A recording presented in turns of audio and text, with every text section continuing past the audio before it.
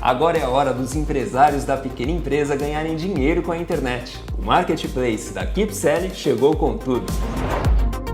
Você que tem um micro e pequeno negócio, venha vender os seus produtos num Marketplace focado em você. Cadastre-se no Marketplace da KeepSell e venda com segurança para qualquer pessoa física ou jurídica do Brasil, sem burocracia. Inscreva-se gratuitamente agora e coloque a sua empresa na era digital.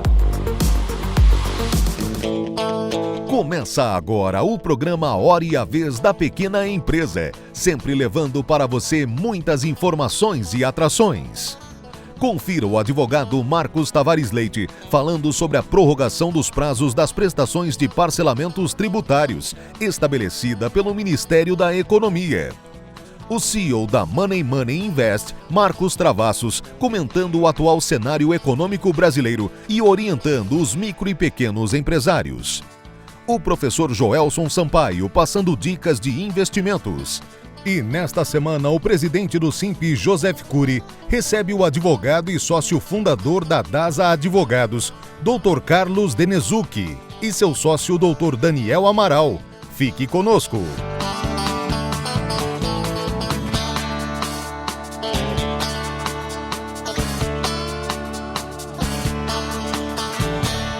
No último dia 12 de maio, o Ministério da Economia publicou a portaria número 201, que prorroga o vencimento de parcelamentos administrativos no âmbito da Receita Federal e da Procuradoria-Geral da Fazenda Nacional. Ela prorroga os vencimentos de maio, junho e julho. Os vencimentos de maio vão para o último dia útil do mês de agosto, os de junho para o último dia útil do mês de outubro e os de julho para o último dia útil do mês de dezembro de 2020.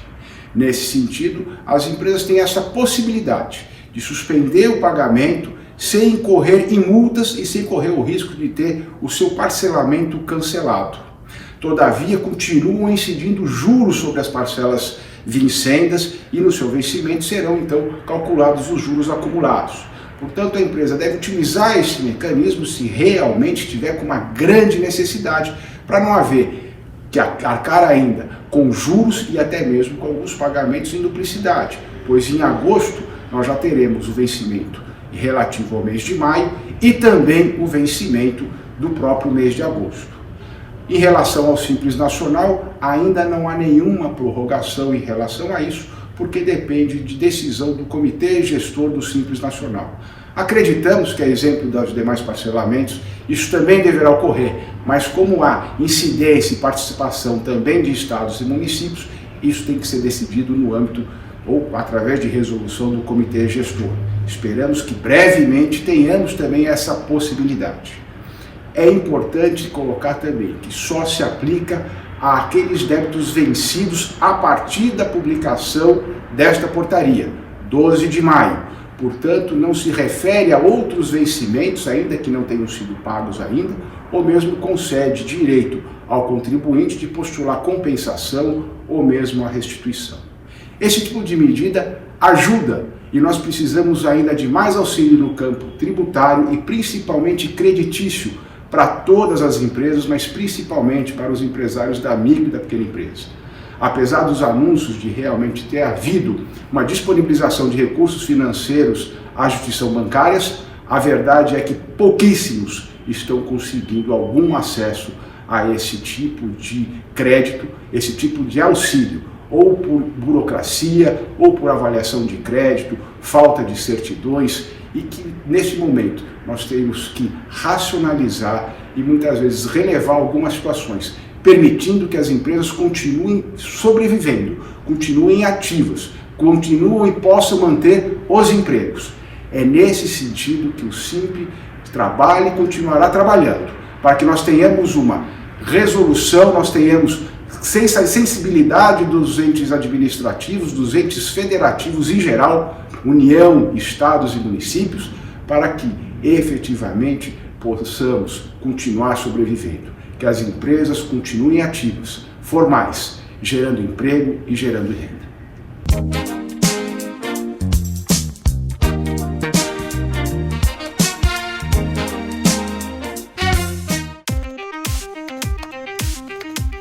Agora é a hora dos empresários da pequena empresa ganharem dinheiro com a internet. O Marketplace da KeepSell chegou com tudo. Você que tem um micro e pequeno negócio, venha vender os seus produtos num Marketplace focado em você. Cadastre-se no Marketplace da KeepSell e venda com segurança para qualquer pessoa física ou jurídica do Brasil, sem burocracia. Inscreva-se gratuitamente agora e coloque a sua empresa na era digital.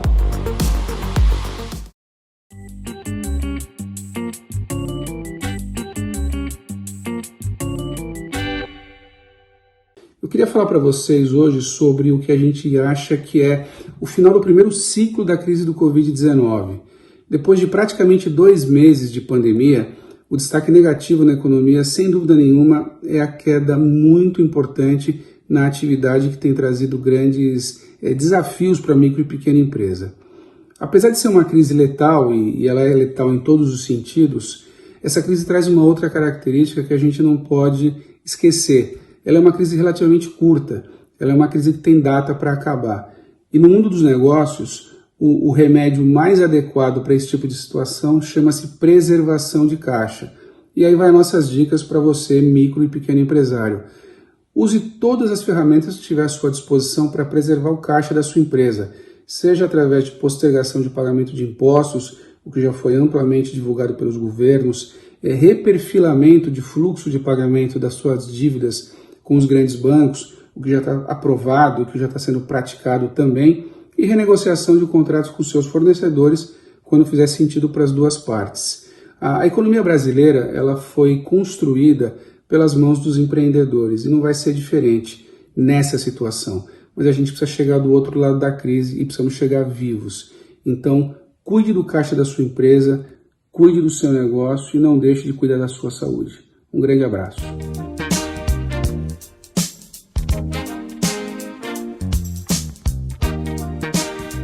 Olá, uma grande dúvida para 2020 é o câmbio. Hoje quase R$6, não para de se valorizar em relação ao real. A grande questão é onde investir, o que fazer com o dinheiro em 2020, dado todo o contexto e também essa conjuntura de crise que o Brasil vive.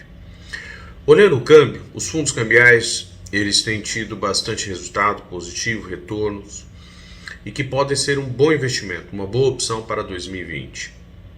Eu acho que vale a pena sempre considerar os custos de carregamento, as taxas de administração dos fundos, mas certamente fundos cambiais ou fundos que têm algum investimento em dólar podem ser uma boa opção para 2020. Vale lembrar também que a ideia de diversificação ela sempre tem que se manter em todo investimento. Então, colocar todos os recursos, todo o capital em apenas um tipo de investimento pode ser arriscado sempre. Porque a ideia da diversificação é você conseguir dividir o seu dinheiro de tal forma que, na média, você ganhe bem. Então, quando você investe em fundos cambiais, em outros tipos de fundos de renda fixa e multimercado, certamente você vai ter um retorno, um custo-benefício muito melhor do que só investir em fundos cambiais.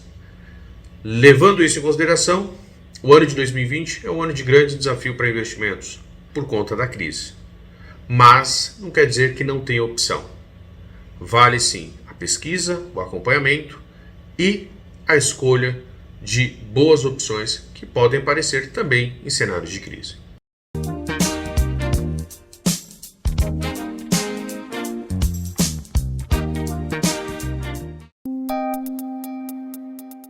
Entrevista da semana.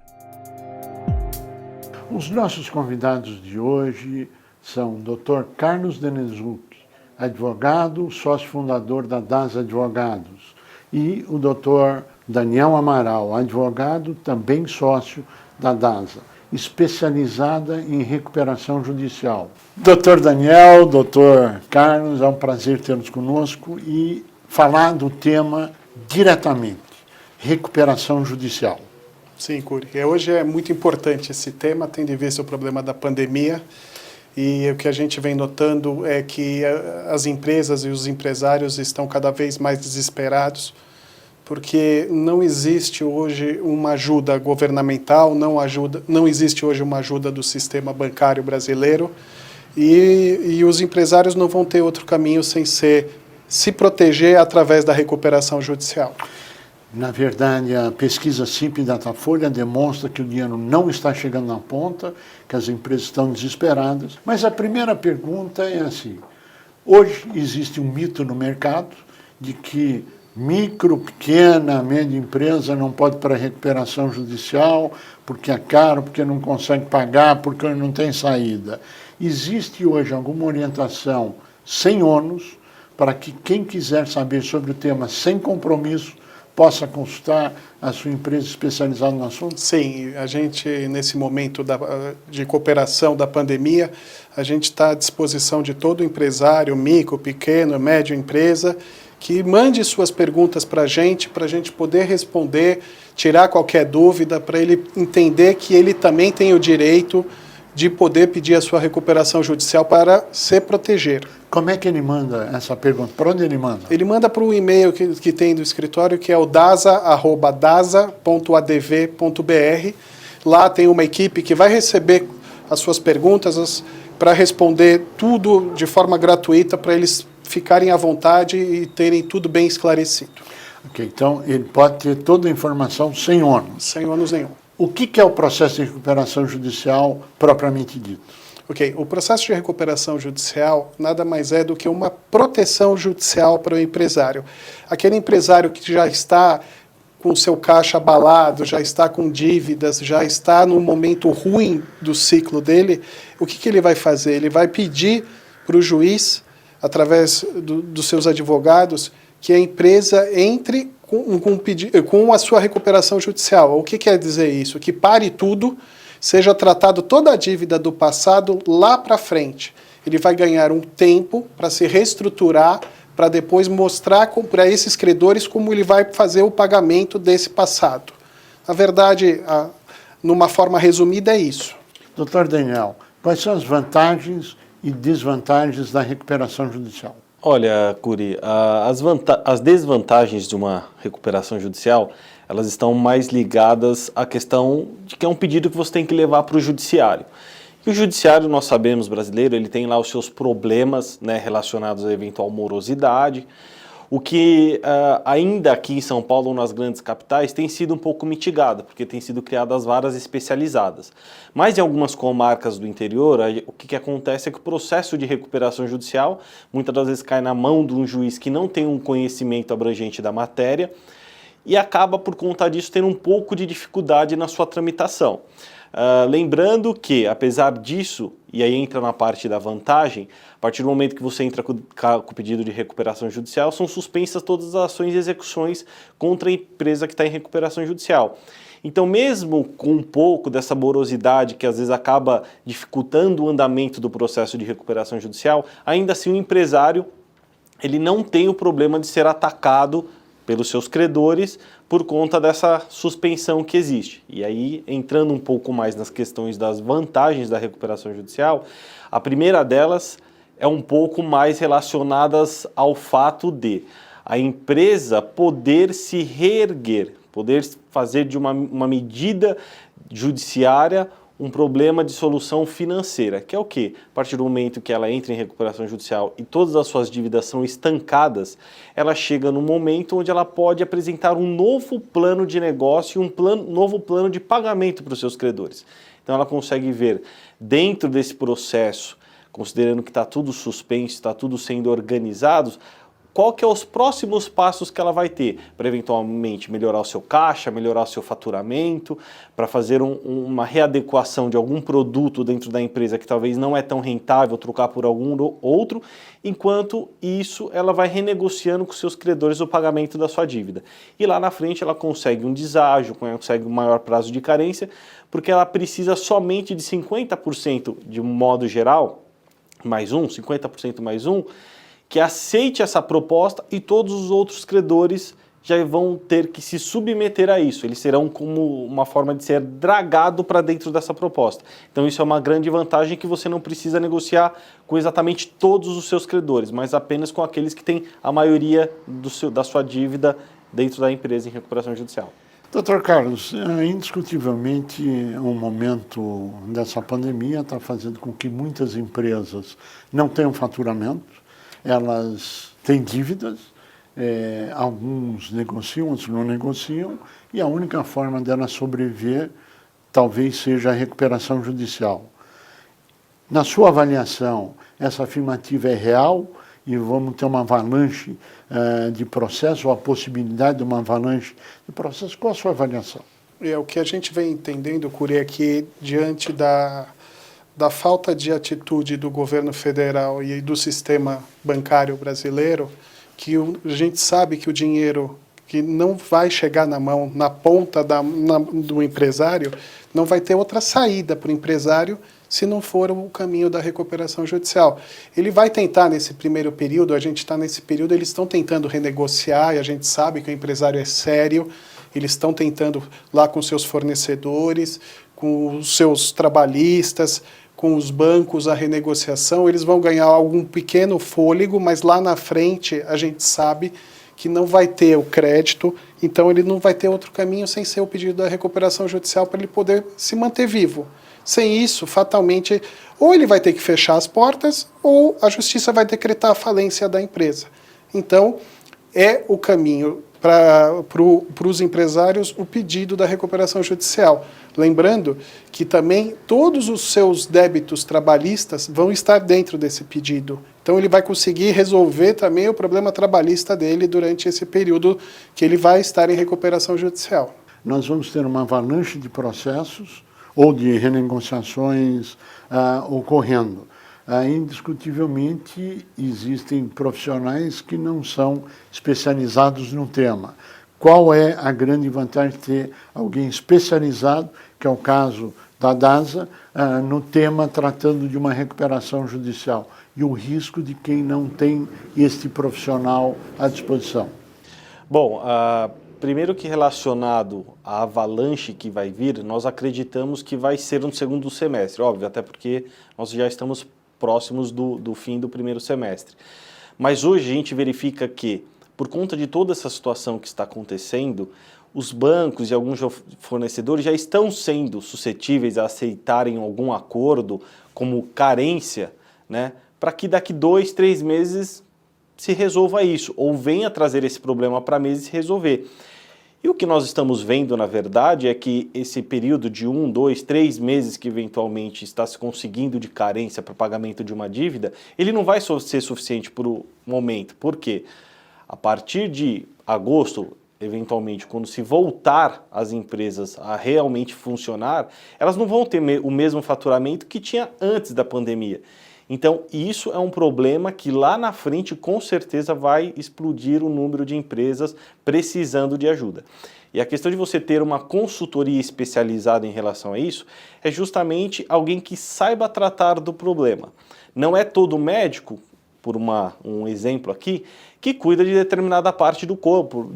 Então, por exemplo, um médico que tem ortopedista, ele vai ter sua especialidade e vai cuidar daquilo. Não adianta você ir tratar com ele um problema muito mais sério, que ele não vai te dar uma solução. Ele pode te dar uma indicação de alguma coisa, de um remédio ou outro, mas o especialista é aquele que vai tratar o seu problema na raiz, que vai te ajudar a solucionar o problema. Nós já estamos nesse mercado desde a fundação da lei, desde a promulgação da lei de 2005, então nós sabemos todos os cenários, nós atuamos com diversos segmentos da economia, isso nos dá uma bagagem de poder atacar o problema diretamente onde é. Doutor Carlos, a grande pergunta é: a DASA opera São Paulo, a DASA opera Brasil, a DASA onde opera e como opera? Porque nós estamos falando com o Brasil nesse momento. Sim, nós temos escritório em várias partes do Brasil, então a gente opera pelo Brasil inteiro. Temos escritório em Manaus, em Goiânia, em Palmas, em Balsas, estamos espalhados pelo país para poder atender todos os empresários do Brasil. Independente do seu porte? Independente do porte, vamos atender todos que estão necessitando nesse momento difícil. E qual que é mesmo o e-mail para quem quiser fazer a pergunta graciosamente? No dasa@dasa.adv.br. Pode ligar, pode falar, é gratuita a orientação. Sim, sim. Né? Bem, nós vamos ter os mais variados ramos de atividade ligando. Todos podem ter recuperação judicial ou é só para alguma atividade? Não, todas as atividades podem fazer o pedido de recuperação judicial. Inclusive, um recente player que entrou de forma definitiva nesse jogo da recuperação judicial é, por exemplo, o produtor rural, que é aquele empresário do campo que plantava, que tinha uma atividade empresária, e até ano passado, final do ano passado, havia uma dúvida se de fato ele poderia ou não se beneficiar do pedido de recuperação judicial. E ano passado, por conta de uma decisão do STJ, ficou de uma forma mais pacífica que ele pode sim participar de um processo de recuperação judicial. Então independe do segmento. Qualquer empresa de qualquer segmento, dependente do tamanho e do faturamento, pode sim se beneficiar da recuperação judicial. Doutor Carlos, o que acontece no dia seguinte do pedido de recuperação? A gente costuma dizer, Cury, que depois do pedido de recuperação judicial e ele sendo deferido, o empresário volta a dormir. Ou seja, ele sai daquele momento de turbulência que ele vivia numa zona cinzenta e começa a enxergar a sua empresa. Tendo em vista que ele teve que preparar o pedido de recuperação judicial, então ele já tem todos os números, ele sabe o que a empresa deve em todas as suas classes, ele já tem um mapa do caminho a percorrer pela frente. Então, a gente brinca no escritório que o empresário passa a dormir, porque ele começa a enxergar aonde está o problema e como ele vai sair do problema. Esse é o caminho do empresário no momento da crise. Não adianta, o empresário brasileiro, Cury, não foi treinado para resolver problema, ele foi treinado para o sucesso. Então, na hora que ele quer brigar e que ele quer peitar, o problema só aumenta, porque ele sempre foi preparado para o sucesso. Então, no momento que ele sente isso, ele tem que se valer de gente especializada para cuidar e resolver o problema. Eu pergunto para os dois, quais são as suas considerações finais? Que chegamos ao final do nosso tempo. Eu acho que a parte mais importante de tudo isso que a gente falou é que o empresário de fato se sinta seguro para a tomada dessa decisão.